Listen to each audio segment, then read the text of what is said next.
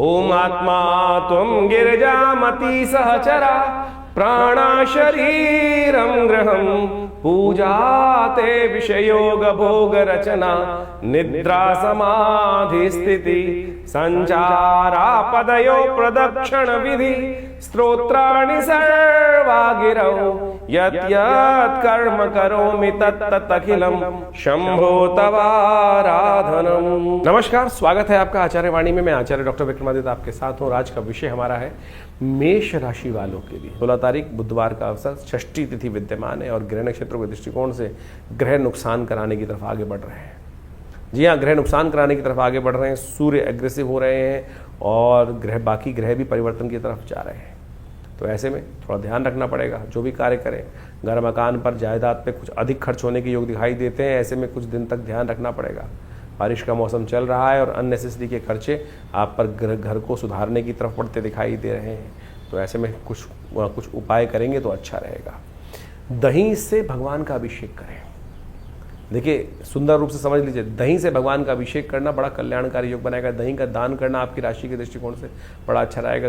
घर, संपत्ति, जायदाद के सुख के निमित्त कष्ट निवारण करने के लिए दही से मल कर भगवान का अभिषेक करना आपके लिए बड़ा सुखदायक दिखाई देगा। शीतला माता, इस दिन शीतला सप्तमी है, हो सके तो किसी देवस्थान में जाकर साफ सुथरा सामान जो होता है, सफाई का सामान इत्यादि, झाड़ू इत्यादि, वो दान करने का प्रयास करें मंदिर में।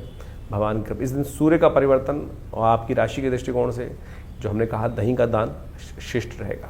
17 तारीख बृहस्पतिवार का अवसर, सप्तमी तिथि विद्यमान है, कालाष्टमी का योग बन रहा है। ग्रह नक्षत्रों के दृष्टिकोण से अननेसेसरी के खर्चे, अननेसेसरी की एंजाइटी, थोड़ी वरीज, चिंता, फिक्र थोड़ा मन में आपको परेशान करती दिखाई दे रही। शनि और चंद्रमा की युति जो है वो कहीं ना कहीं थोड़ा सा परेशानी, मन जो है वो कहीं ना कहीं भयग्रसित होता दिखाई दे रहा है।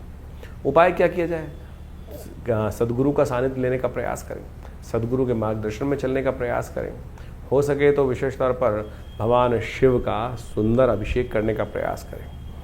आपके लिए, आपकी राशि के दृष्टिकोण से इस दिन विशेष तौर पर वनौषधियों के रस से, इच्छू रस से भगवान का अभिषेक करना संपूर्ण रूप से कष्टों को निवारण करने वाला है। कालाष्टमी है, शिव की उपासना, कृष्ण पक्ष की अष्टमी कालाष्टमी होती है। शिव की उपासना से संपूर्ण मनोरथ सिद्ध होने के योग बन जाते हैं। 18 तारीख शुक्रवार का अवसर, अष्टमी तिथि विद्यमान है और इस दिन बुद्ध महाराज भी चलते चलते वक्री गति को प्राप्त करते दिखाई दे रहे हैं। और आपके केंद्र भाव में बैठे हुए बुद्ध ग्रहों के दृष्टिकोण से यदि हम समझें तो योग बना रहे हैं, उसके लिए आपको थोड़ा सावधान रहना चाहिए। सीधे रास्ते से काम नहीं बनने वाला है, थोड़ा सा उल्टे, थोड़ा से मार्ग को पकड़ना पड़ेगा। इस बात का ध्यान रखें।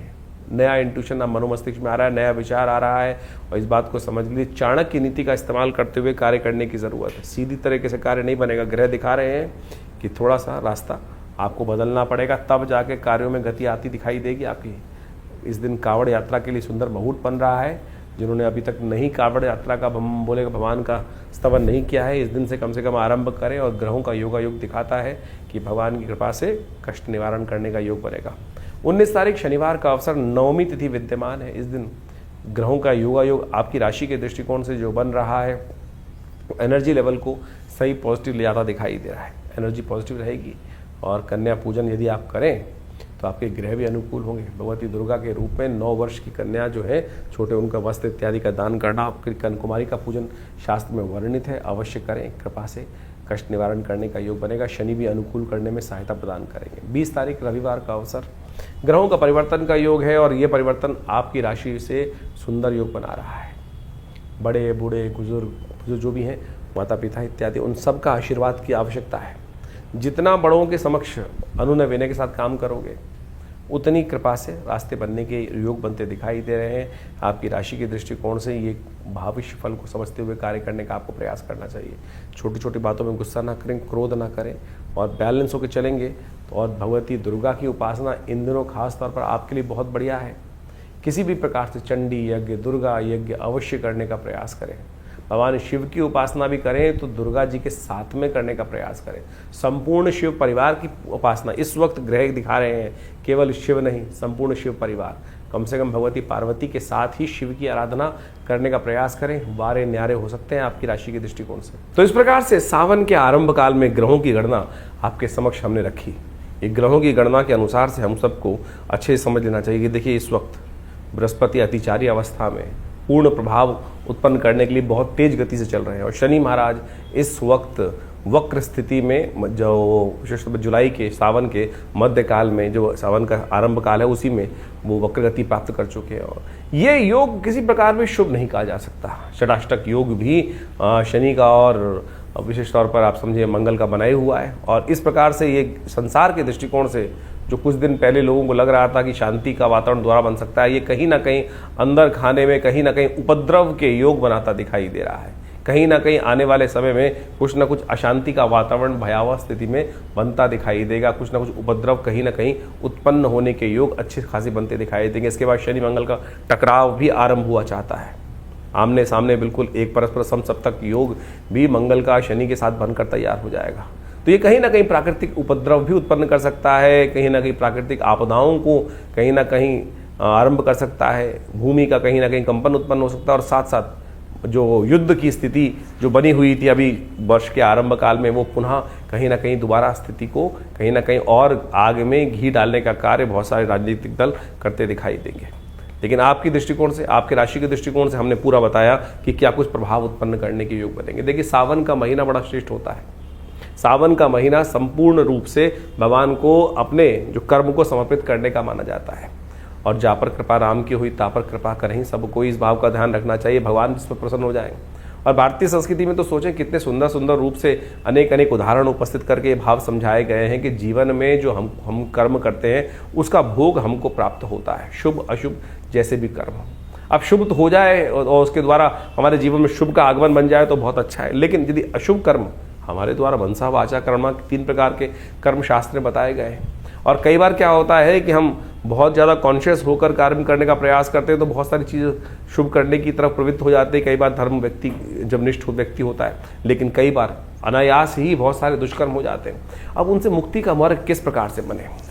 हमारे यहाँ संसार में विशेष तौर पर इस बात को समझना चाहिए कि हर धर्म में, हर पंथ में कहीं ना कहीं इस भाव को रखा गया है कि दुष्कर्मों से मुक्ति किस प्रकार से हो। बहुत सारे लोगों ने इसको भ्रांतिवश अनेक अनेक स्वरूप में उपस्थित कर दिया। आप समझें कि उस कर्म से, दुष्कर्म से मुक्ति के लिए ही कई जगह क्या होता है कि कहीं पाप आ गया, कष्ट आ गया तो क्या करते हैं। आप देखें विभिन्न देशों के अंतर्गत अनेक अनेक प्रकार से उदाहरण उपस्थित किए जाते हैं। कहीं बलि, कहीं कुर्बानी, कहीं कुछ और। यहाँ तक कि कहीं कहीं अनेक अनेक मतों में अनेक अनेक प्रकार के उल्टे सीधे कर्म भी बहुत ज़्यादा करते हैं। लेकिन भारतीय संस्कृति में सोचे कितना सुंदर भाव कहा गया है। जो हम त्रिदुलम त्रिगुणाकार, हम जो बिल्व पत्र भगवान को अर्पित करते हैं, सावन के महीने में विशेष महिमा उसकी कही गई है। त्रिदुलम त्रिगुणाकारम त्रिनेत्रम च त्रिधायुधम त्रिजन्म पाप संहारम बिल्वपत्रम शिवार्पणम। यानी शास्त्र में इतने सुंदर कहा गया है कि एक बिल्वपत्र बड़ी श्रद्धा के साथ यदि भगवान पर आप अर्पित कर दें तो क्या कहा जाता है?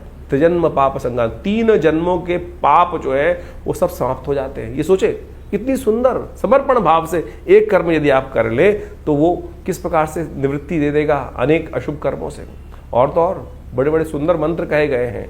सौराष्ट्रे सोमनाथम च श्रीशैले मल्लिकार्जुनम उज्जैन्यम महाकाल, ये भगवान की वंदना है। और कहा गया अंत में सप्त जन्म कृतम पापम प्रातः स्मरणेन विनश्यति।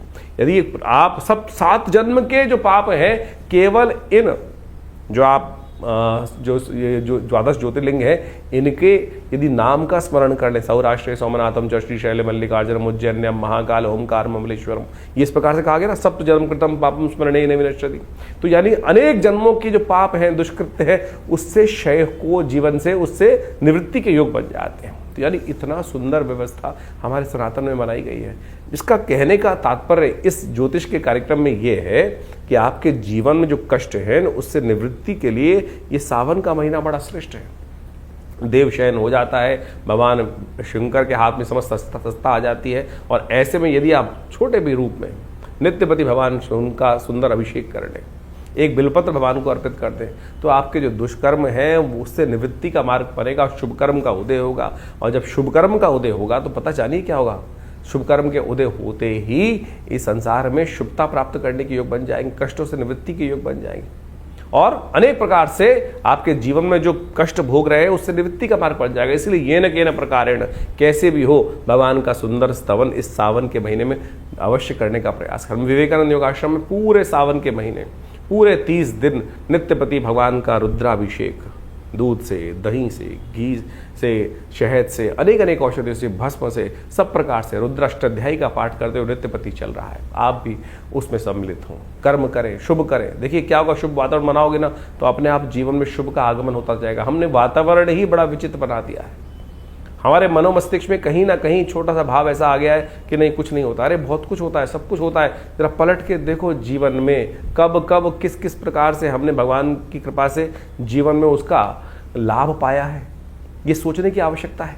तो इसलिए ज्योतिष में निवारण जो है वो प्रभु का नाम ही है, निवारण प्रभु का नाम ही है। उस निवारण के नाम को हमें स्मरण करने का प्रयास करना चाहिए। अनेक कथाएं शास्त्र में उपस्थित हैं, उन कथाओं को हमें समझते हुए कार्य करने का प्रयास करना चाहिए। एक शराबी था, उपनिषद में कथा आती है, जिंदगी में कभी परमात्मा के मंदिर नहीं गया, भगवान का नाम स्मरण नहीं किया, लेकिन जीवन था, जिया था। तो कई बार बहुत सारे जीवन में कई बार योग बन जाते हैं। कहा जाता है कि एक दिन वो नाचने वाली के पास जा रहा था और थोड़ा सा पान का बीड़ा हाथ में था और साथ में कुछ मालाएं थी, कुछ मीठा था हाथ में और कुछ ना कुछ नशा भी कर रखा था उसने। कहा जाता है कि बरसात का मौसम था, कहीं ना कहीं चलते वक्त रास्ते में ठोकर लगी, नशे में था, वो गिर पड़ा। बहुत देर तक गिरा पड़ा रहा। सुबह सुबह रात शाम से भोर होने की वेला आई, मंदिर में सामने जब उठा कुछ आवाज़ हुई तो सामने मंदिर था और सामने मंदिर में देखा तो शिवालय दिखाई दिया, भगवान शिव का शिवालय था वो। बस गिरता पड़ता कैसे ही पता नहीं भाव मन में क्या जागा, कोई पुण्य कर्म जागा होगा, भाव आया अरे ये जहाँ जा रहा था वहाँ के लायक तो रहे नहीं, मिट्टी लग गई, आज इन्हीं को चढ़ा देता हूँ। शिव साक्षात सामने विराजमान थे। गया और उस शिवलिंग पर वही पान का बीड़ा, मिट्टी लगा हुआ, मिट्टी लगी हुई माला भगवान को अर्पित कर दी और मंत्र जो टूटा फूटा याद था, कहीं सुन रखा था, ओम नमः शिवाय, और वही सुनते हुए वहीं भगवान पर अर्पित कर दिया वो सब सामग्री, उस मंत्र का उच्चारण करते हुए। देवयोग से उसी वक्त प्राण निकल गए, चोट लग चुकी थी ज़्यादा, और वहीं शिवलिंग पर ही वो गिर पड़ा और वहीं प्राण निकल गए। कालांतर में उसको यमराज के समक्ष उपस्थित किया गया और कहा गया कि यमराज महाराज, ये जीव आया है, लाइन में लगे हुए थे, नंबर आया तो पता चला चिरकाल तक इनको नरकादि लोकों में वास करना है, लेकिन एक बहुत सुंदर योग है। चित्रगुप्त ने बताया कि इनको 2.5 घड़ी का इंद्रासन प्राप्त हुआ है। 2.5 घड़ी का इंद्रासन। उस जीवात्मा की भी आंख खुल गई एकदम। उसको भी लगता था उसने कभी ज्ञानता में कोई शुभ कार्य में ज्ञान में किया ही नहीं था। जिंदगी भर कुछ गलत काम किए होते, मरने के बाद तो सबको ज्ञान होता है कि मैंने क्या किया क्या नहीं किया। ज्ञानवान जब जिंदा रहते हैं तब तो हमको होश ही नहीं रहता है हम जो कर रहे हैं वो शुभ है या अशुभ है, लेकिन आत्मा को तो सब कैलकुलेशन होकर पता चल रहा है ना, कहाँ जुड़ रहा है कहाँ नहीं जुड़ रहा। तो यही भाव उसकी आत्मा को जब जीवात्मा के रूप में वहाँ उपस्थित था तो कहा था हमने तो कुछ किया ही नहीं शुभ, तो हमको तो लाइन में जाना ही है, जहाँ जहाँ कड़ाए में डालोगे जो कुछ होगा, कुंभों में पड़ना है वो जाना ही है। लेकिन जैसे ही वहाँ एक भाव उत्पन्न हुआ कि 2.5 घड़ी का इंद्रासन, तो उसे पूछा गया, यमराज जी के समक्ष जब उपस्थित हुआ तो पूछा गया महाराज कहाँ जाओगे, नरक या पहले 2.5 घड़ी का इंद्रासन। उस जीवात्मा ने एक बड़ा विचित्र प्रश्न किया कि महाराज आज्ञा हो तो एक प्रश्न पूछना चाहता हूं। धर्मराज जी ने कहा आप आज्ञा है, आप धर्मराज के समक्ष उपस्थित हैं, जो आप चाहेंगे उसका जवाब दिया जाएगा। बोले मेरी मति में मुझे ऐसा कोई कर्म याद नहीं जिससे मुझे ऐसा कोई शुभ हो कि मुझे 2.5 घड़ी का इंद्रासन का सुख प्राप्त होने का योग बना हो। तो धर्मराज ने कहा कि चित्रगुप्त जी बताएं इनको कौन सा कर्म इन्होंने ऐसा किया। तो कहा महाराज इन्होंने एक मरते वक्त अंतिम में सांस लेते हुए भगवान पर इस प्रकार से इस अवस्था में मनसः वाचा कर्मणा, तीनों रूप में इस संसार से निवृत्त होकर भगवान के श्री चरण में समर्पित होते हुए प्राण को त्यागे और इस भाव से उन्होंने सब कुछ अपना संपूर्ण भगवान को समर्पण कर दिया। तो बताया गया भाई ये कर्म आपने किया, इसी कारण से, इस छोटे से कर्म के कारण से आपको 2.5 घड़ी का इंद्रासन प्राप्त हुआ है। जीवात्मा में सुना और फिर पूछा भाई यमराज ने, हाँ भाई कहाँ जाओगे बताओ। तो उन्होंने कहा महाराज मुझे इंद्रासन पहले चाहिए और इंद्रासन के बाद फिर 2.5 घड़ी के भोगने के बाद। कहा जाता है कि धर्मराज की आज्ञा से उनको उपस्थित किया गया इंद्र के समक्ष कि महाराज इंद्र, राजा देवराज इंद्र के समक्ष कि महाराज इनको धर्मराज की आज्ञा से 2.5 घड़ी का इंद्रासन प्राप्त हुआ है। और सत्य माने इंद्र वहाँ से उतरे जो उस वक्त स्थित पे थे। ये शास्त्रोक्त कथा है, उपनिषद में आई हुई कथा है, ये किसी की बनाई हुई कथा नहीं है। मेरी और आपकी मतियों को ठीक करने के लिए जो हमारे संसार में विशेष तौर पर मति अलग अलग प्रकार से हो जाती है, उन भ्रमों को ठीक करने के लिए संसार में हमारे ऋषियों के द्वारा एक कथा उपस्थित की गई है उपनिषदों के अंतर्गत। जब वो वहाँ उपस्थित हुआ, 2.5 घड़ी का इंद्रासन के लिए उसका अभिषेक हुआ, संकल्प लिया गया और पूरी तरह से राज्याभिषेक जिस प्रकार से होना चाहिए उस प्रकार से उनको वहाँ पूरी तरह से विधि विधान का पालन करते हुए, समस्त संस्कारों को करते हुए उनको 2.5 घड़ी का इंद्रासन के लिए, और जैसे ही वो इंद्र पद पर आसीन हुए वहीं नृत्य गंधर्वों का, अप्सराओं का आरंभ हुआ चाहता था, उन्होंने सब रोक दिया। बोले मैं इंद्र हूँ, रुको सब, ये कुछ नहीं होगा। और बोला जल लाओ। जल लाया गया और जल पे संकल्प लिया और कहा ये उच्च श्रवा घोड़ा शुक्राचार्य को दान करता हूँ, कामधेनु गाय वशिष्ठ को दान करता हूँ, समस्त निधियों को दान करना शुरू कर दिया। संसार जो भी स्वर्ग की उस इंद्र के साम्राज्य में जो जो निधियाँ थी संपूर्ण दान कर दी, और अंत में सिंहासन से उठकर नीचे आया और कहा मैं इस वक्त इंद्र, ये मेरा गोत्र, मैं आज इस समय समस्त त्रिलोकी का ये साम्राज्य जो है, स्वर्ग जो है, ये भगवान शंकर के श्री चरणों में अर्पित करता। और बोला चलो अब कहाँ लेके चलते हो, जहाँ नरक आदि लोग चल रहे हैं चलो। फिर किसकी सामर्थ्य थी? तो आपके जो मन से, मनेव बंधन कारण मोक्ष शास्त्र कहता है, तो समझो, इस विधि को समझो। तो इसलिए ये न कि न प्रकारेण, किसी भी प्रकार से अपने वातावरण को, वो कब आएगी वो वेला जैसे हम श्रद्धा के साथ, विश्वास के साथ परमात्मा का स्मरण कर पाए। तो इसलिए ये जो सावन का महीना है ना, लोक के साथ साथ परलोक को भी सुधारता है।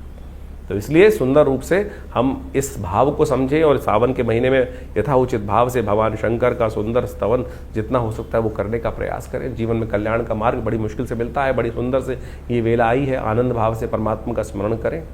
और जैसा हमने आपको कहा, जहाँ भी आप हैं वहाँ पर बैठ के करें, करवाएं किसी रूप में। यदि आप आश्रम पे आ सकते हैं दिल्ली में तो बहुत सुंदर रहेगा आपके लिए। ये नित्य प्रति शाम को एक कार्यक्रम हमने रखा है पूरे 1 महीने तक। सोमवार के दिन विशेष कार्यक्रम रहेंगे, प्रदोष के दिन विशेष कार्यक्रम रहेंगे।